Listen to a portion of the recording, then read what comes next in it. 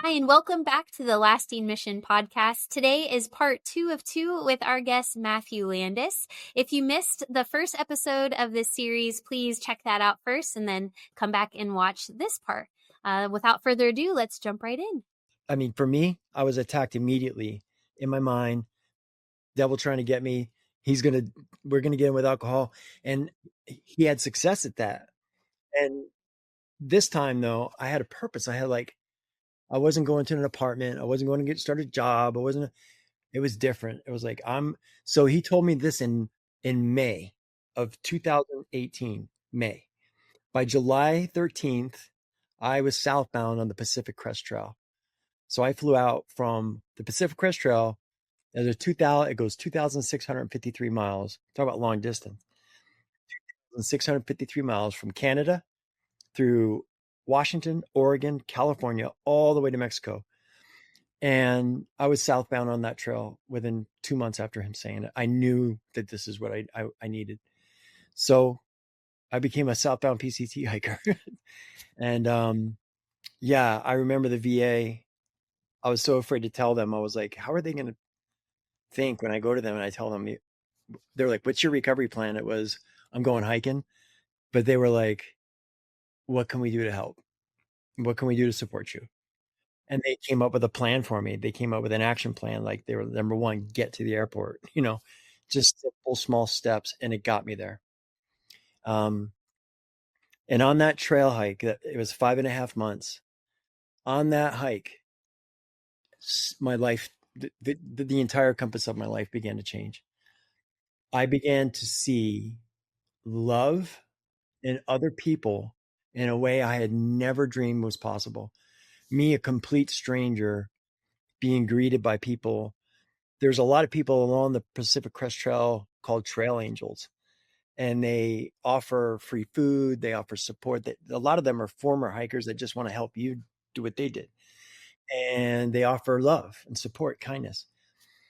And a lot of times very much so, they offer you their home, place to come stay, wash up, resupply, we call it. Take a 0 day, we would call it. No miles.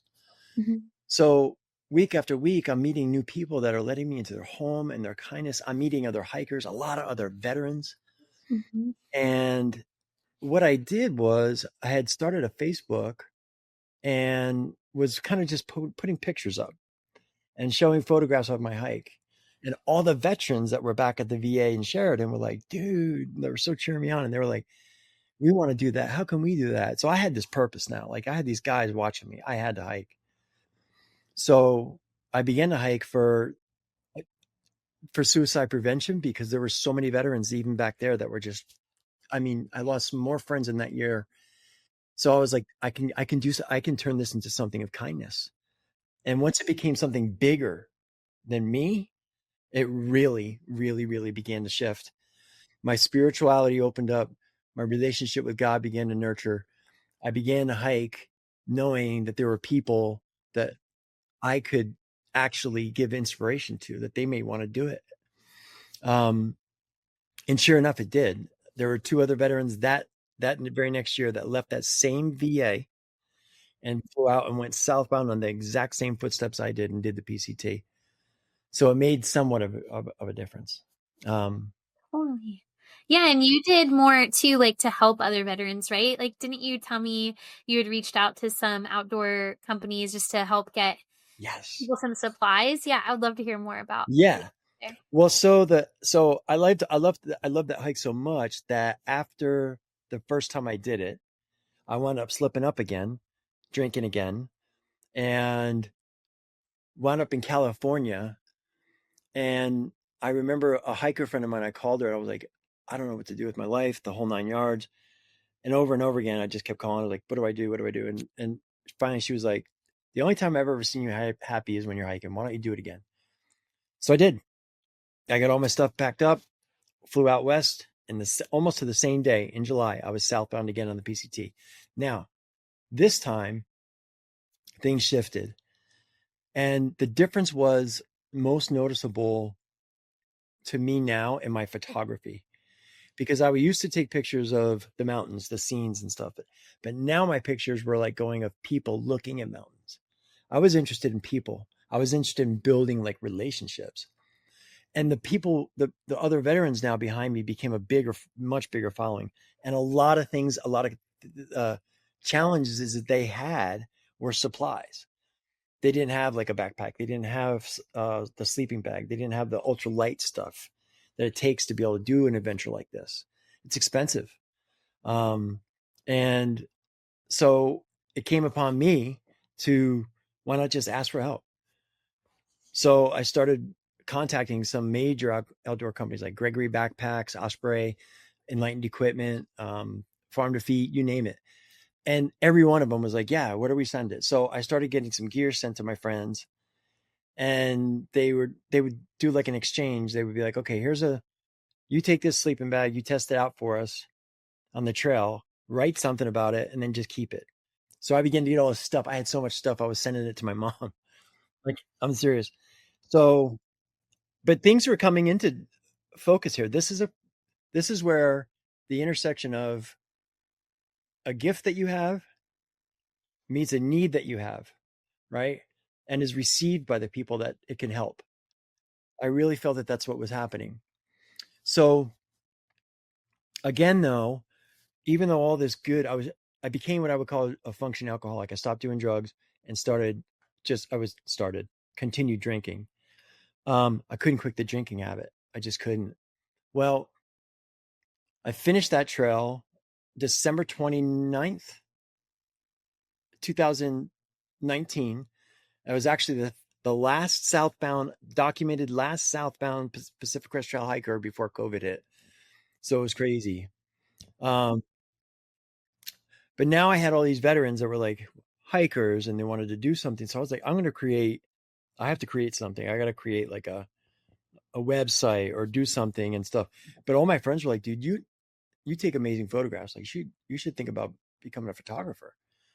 So, in 2019, when that COVID did hit and I finished that trail, I had no place to go. Mm-hmm. So I wound up going back to that VA in Sheridan, Wyoming. And they had like a domiciliary program there that you could go stay. You didn't have to go through treatment because Matthew didn't need treatment again. Right. Right. Well, once I got kicked out of the domiciliary, they were like, you can either go through treatment again, or you can, you're on your own. Yeah. So, but, and actually I had mentioned before that I developed seizures. It was then, right mm-hmm. then and there, when I started to develop seizures, my brain and my liver were literally shutting down. I was off the charts with the labs for liver failure. And I remember the neurologist and I sitting down. He said, Matthew, you can choose to drink again, or you can choose to live. But you're at the point where, and they told me later, like this happened just like 2 years ago. I was talking to a friend that works there. We were waiting for the day that we got the note that you were one of the vets that passed. Because every day there's so many vets that go through there. They look at the news and they look at they'll have a morning briefing and it'll say the veteran's name and and that he passed. It won't say any other details. But they were expecting my name on that list. And that horrified me. When I heard that, I was like, oh. But yeah, sorry, that shocked me just saying that. But where was I? I'm so sorry. No, you were talking about being back in Sheridan and you'd come off the trail. It's like COVID time. You're sort of figuring out what's next for you. Right.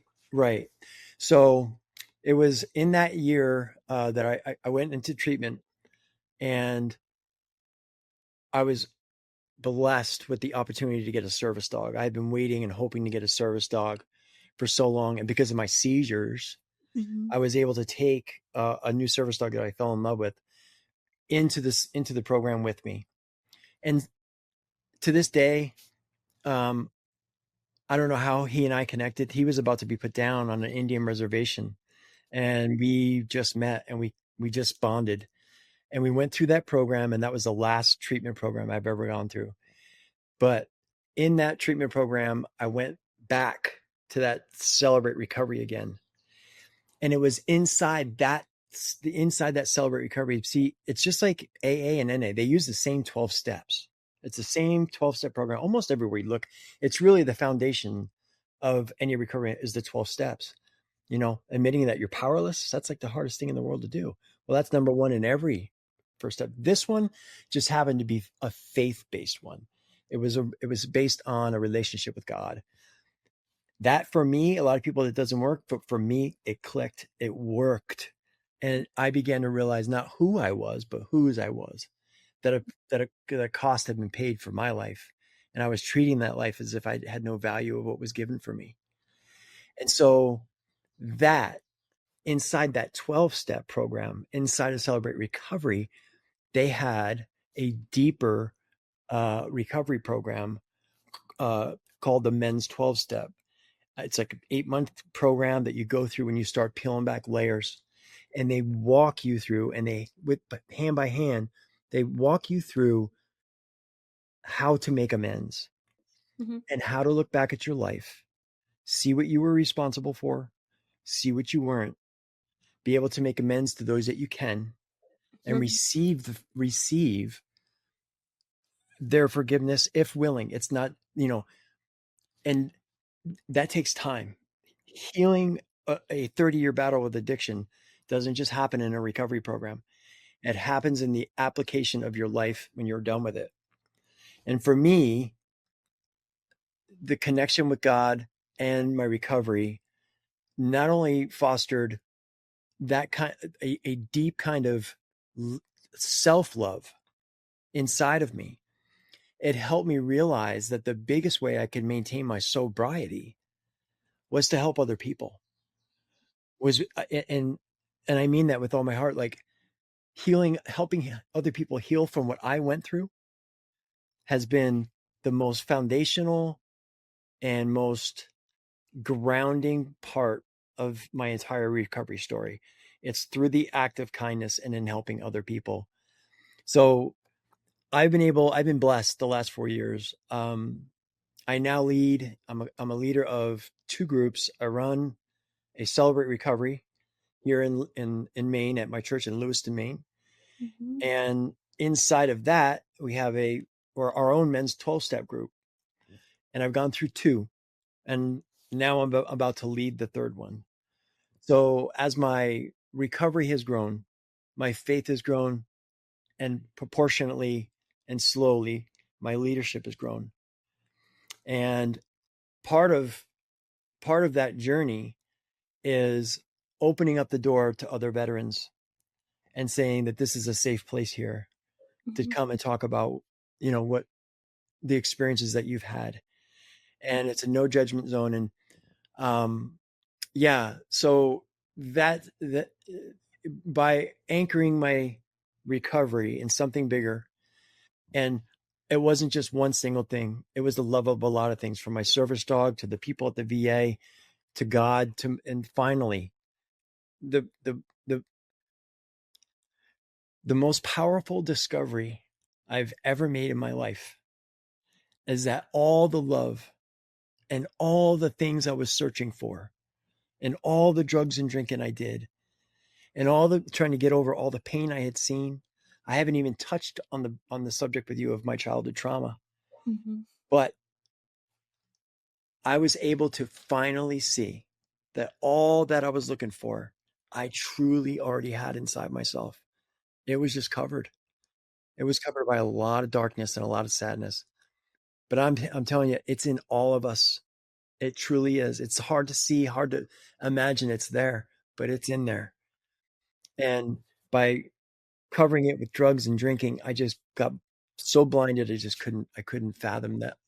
Why would who could love me? Who would love me? I was seeking my worth in the love of other people instead of standing in my worth for what God had done for me. Mm-hmm. So, yeah.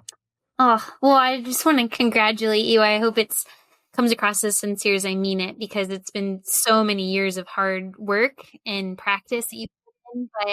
But congratulations on your recovery and your sobriety. And all that you've done to find that. It's inner peace is really a lot of what you're talking about, and Yes. self-love, right? Yes, ma'am. Um, and I just think that's so powerful. And we sort of, we didn't glaze over it, but we've talked a lot through Mission Roll Call and through the veterans and families that we serve. You know, they've highlighted that veteran homelessness is a top priority, right? Addressing Yeah. that. And as somebody who lived that, I'm just so curious, like your perspective on that crisis right now. And maybe, I know we don't have like a one size fits all solution. If we did, we'd be doing it. But just from your end of someone who's lived that, Yeah. what are your thoughts on like the veteran homelessness crisis in America? And do you think it's something that, you know, maybe the VA could be more heavier involved? I know they already have a lot of programs, a lot of effort behind it, but I'm just so curious, like that component, because your story has so many elements to it. But that Yeah. piece in particular, I think, is really hard for people to conceptualize with our stereotypes of what homelessness can look like. Yeah, sure. So for me, I would say the homelessness that I experienced was a very deep, a deep reflection of the loneliness of self I felt. Um, I wasn't just without a home; I was without a spirit. I was without myself. You know, I was completely lost. Now, veterans, a lot of veterans, and a lot of homeless in general, they're there for their each one of them's got their own story, their own reason for getting there, right? And a lot of things, a lot of situations are have a lot more to do with mental health problems that are undirected. I see that a lot. So I live up in Maine, and I'm not far from Portland and several other towns that have a very large homeless population. And the one thing I remembered feeling through it all is there help? Like, is there a way for a veteran to get up off the street? Like, how do I qualify? You know, I felt very undeserving, and like I had let myself, my country, my family, everyone down. Like, who would want to take me in? But it was honestly, it was through the kindness, you know, the genuine kindness and love of other people. Um, I believe that being transparent about my story, it builds trust, because if I try and sugarcoat it and I don't just say this is what happened, then I'm doing a disservice to myself and my country and my other veterans. Just being open and honest and just saying this is what happened. I made I think homelessness gets uh, very spiraled. You spiral out of control very quickly, and once you're in that trap, you're right where, you know, right where the enemy wants you, and you become almost isolated. And when you're isolated, you feel more. I felt more secure um, under a bridge. I hate to say it, but I did, alone, than I did being seen by other people. So I tried to isolate myself, and but the resource, what I've seen is a big gap between the resource and the veteran. You know, um, a lot of veterans that I've gone down in Portland here, we have a place called the PRC, the Portland Recovery Center, and we started a weekly veterans uh, gathering there every Thursday night. We had met, and in that, as a lot of veterans came in, some of them were homeless, and people were like, oh, "I didn't even know this was here. I had no idea this whole building was even here. I didn't know what." Like, there's food, there's bus tickets, there's all this stuff that's available that they just didn't know. Mm-hmm. So we came up with a plan to like put little Ziploc bags together with a couple bus tickets, a uh, uh, like a QR code thing that you could scan if you had a phone. Um, that would give you a list of all the things. On the back of it was a list of all the things that were local resources, the numbers that you could call, little coins that had uh, the 1-800-crisis number on it. Just something, you know, to give that, you know, some of it would wind up in the trash, some of it would be looked at and wondered. Mm-hmm. Um, but what I found to be for me the most helpful thing was when I heard other people's story that they too were in where I was and that they came out of it. Like sometimes all it takes is just one person reflecting on what they did, and by them acknowledging that they were there, they know how you feel. It's like feel, felt, found. I know how you feel. I felt the same way. And what I found out was this. Mm-hmm. And there are so many resources, even just up here in Maine. That's one of the reasons why I moved here. There are resources for vets. Um, but by getting from, you know, by getting from like, how do you get from homeless to healed? And a lot of people will hear my story and it sounds like I just had this like overnight transformation and now God gifted me with this ability to share it. I had the gift, and each one of us has a gift inside. Their veterans are, I mean, so I don't know if you've ever seen it, but they have a thing called the Veterans Art. It's based out of California, but they take veterans and introduce them to the arts, music, writing, photography, anything, and you'll see some of the finest art you've ever seen that's inside of a veteran come out, and it's in there. It just needs a place to be expressed. But I do see some huge progress in organizations like Tunnel to Towers. I support them that try to put out. They do. They put out a lot of advertising that shows that one of their goals is to eradicate veteran homelessness. Mm-hmm. Their mission, like to really eradicate homelessness and help veterans get off the streets. But that leads you to that leaves someone to wonder, well, I don't have the money to support that, or I don't have access to those kind of resources in my community. What can I do? And I think by if you combine the heart, like I was saying before, where the intersection I had where my gifts met uh, my intentions, met my gift, met the people's needs. We're that crossroad. If we find out that our heart's desire is to help, and we can connect with an organization that can help, there is a way. Like they'll have something that you can do.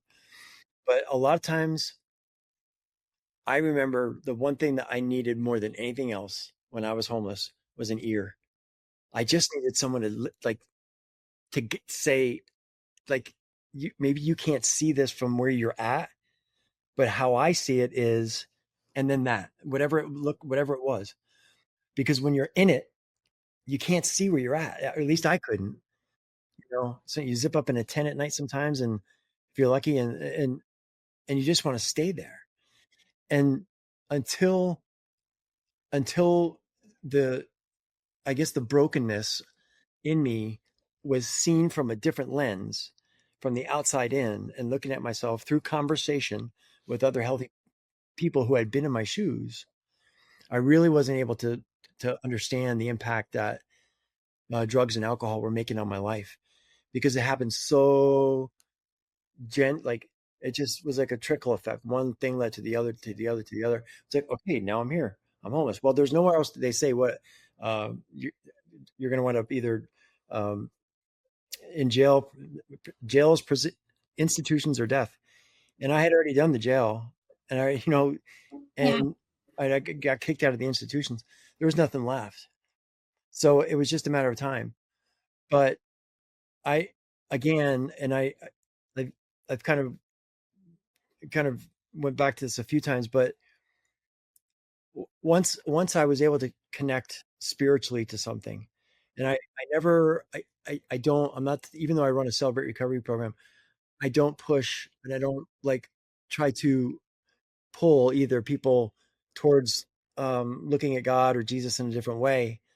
Um, I simply offer what he did for me, and if he did that for me, he'll do that for anyone.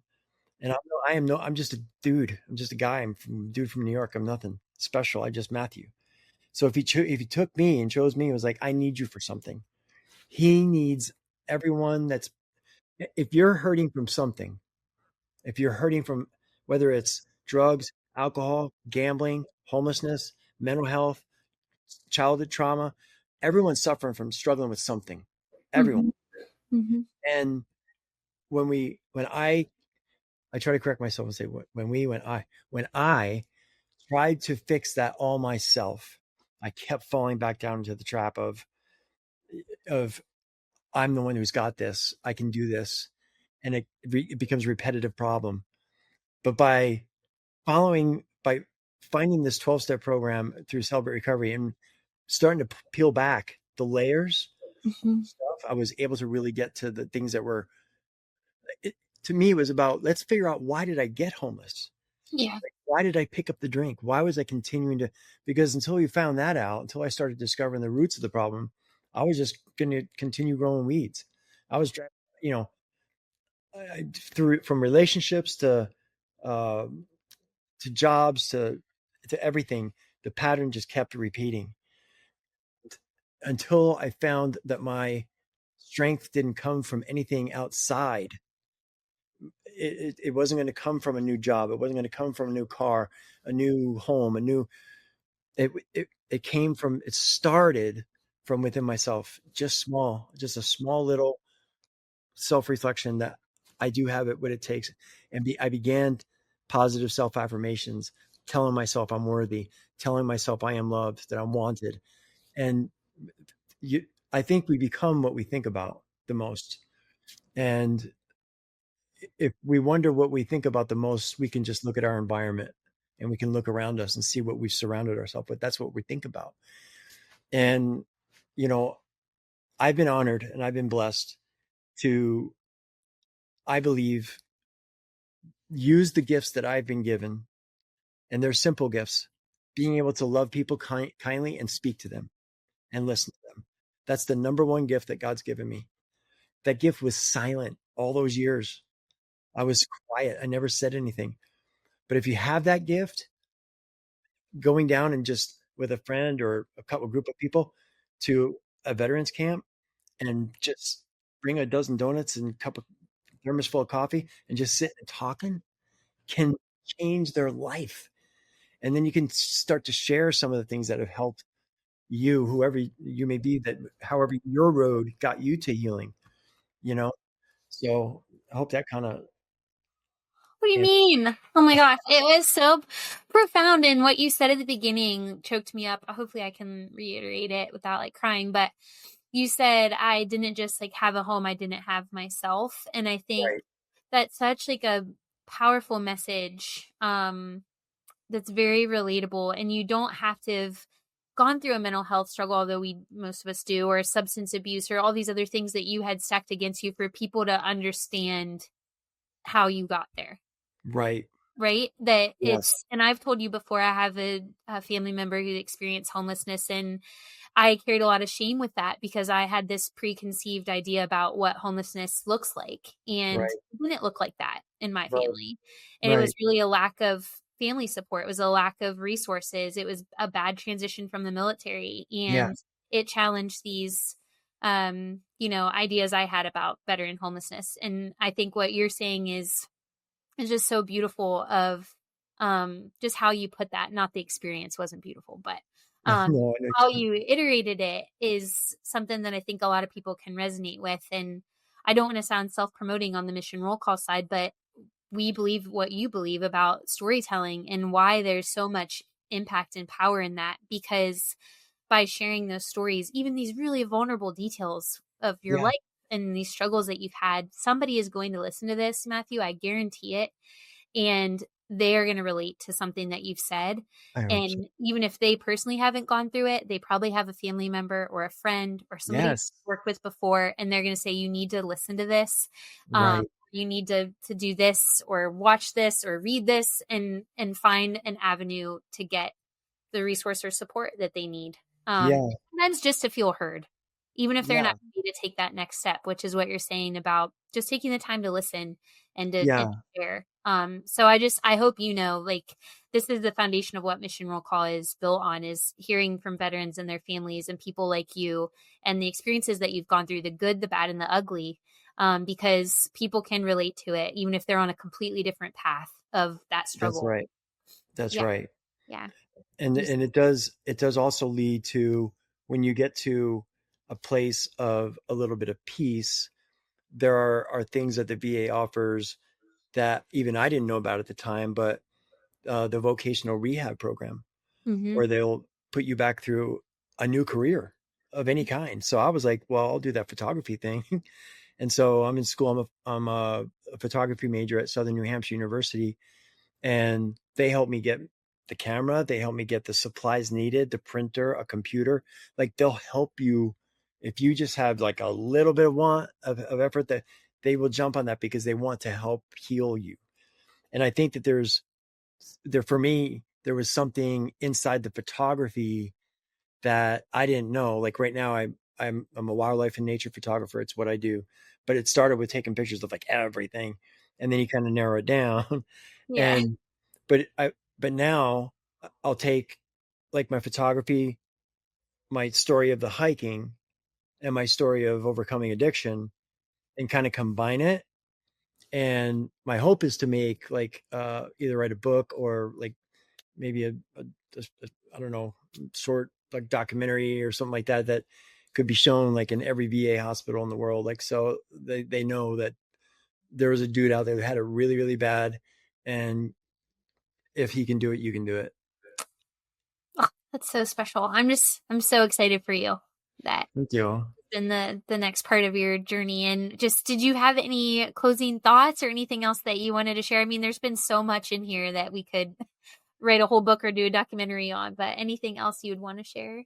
I need to share that childhood trauma is lifetime trauma. It affects you every step of every path of your life. And one of the tools that I have used was doing that exact thing, sitting down with my younger self at any age and saying what I know now to that person. What would I say? I would go through it all again for an event that happened my first year in sobriety. My daughters and I still hadn't spoken. I had no clue what they were doing in their life. But at 2 o'clock in the morning, my phone rang and I looked down and it was my daughter calling me. I answered and I remember her saying, "Dad, I'm in trouble. I'm in a hotel room in Denver, Colorado. I'm alone. I've been doing drugs. Some bad stuff's been happening in here. I don't feel safe. Everyone's turned their back on me. Mom's not talking to me. No one's listening to me. And I don't think I'm going to make it." That's exactly what she told me. That afternoon, I had my daughter in a rehab. I blew up every phone I could in Denver. I went to every social media page and I advocated. And 1 week into her recovery, she called me again and she said, "Dad, I forgive you. I forgive you. Because now I understand it wasn't you." That's what she said. It wasn't you that left. It wasn't you that abandoned me. It wasn't you. It was your disease, because she had it too. And she felt it. But she was able to call me, of all people, after we hadn't spoken in so long. She was able to call me, her father, and I was able to share a little bit of of a little bit of support for her. And now she's been sober for years. She's in school. She's a social worker, 2 kids. She's doing amazing. But to be able to go back, I kind of told her what I would kind of answer your question. I kind of told her then what I would have told myself back then too. You're enough. You've got what it takes. You can do this. It's already inside you. I love you. Mm-hmm. Oh, pause for the power of that message, right? It's how many people need to hear that. And just like you said, childhood trauma is lifelong trauma. It doesn't go away. Yeah, Um, absolutely. yeah. Well, we just thank you so much again for your strength, your resiliency, just for your willingness to share this story. Yeah, I'm absolutely. just grateful to you for doing that. And like I said, this is a big priority for Mission Roll Call too. Is figuring out how we can solve this veteran homeless crisis in Yeah. America, or just provide more support, more resources, another avenue for people to share their stories and their voices. And for those watching or listening, thank you for doing that. And we'll have Matthew's story featured on our website as well. We'll have a blog if you'd rather read about it, which I'm really excited to write and to share. And we're also going to be diving in more this year on our homelessness research, just shedding a light on, the true nature of what's happening and how we can better support those who have served and their families. So Matthew, from all of us, just thank you again for being here. And thanks to everyone for watching The Lasting Mission today. Been a blessing. Thank you so much. Thank you for joining us in this 2-part series featuring veteran Matthew Landis. For other veteran stories like this, visit www.thelastingmission.org.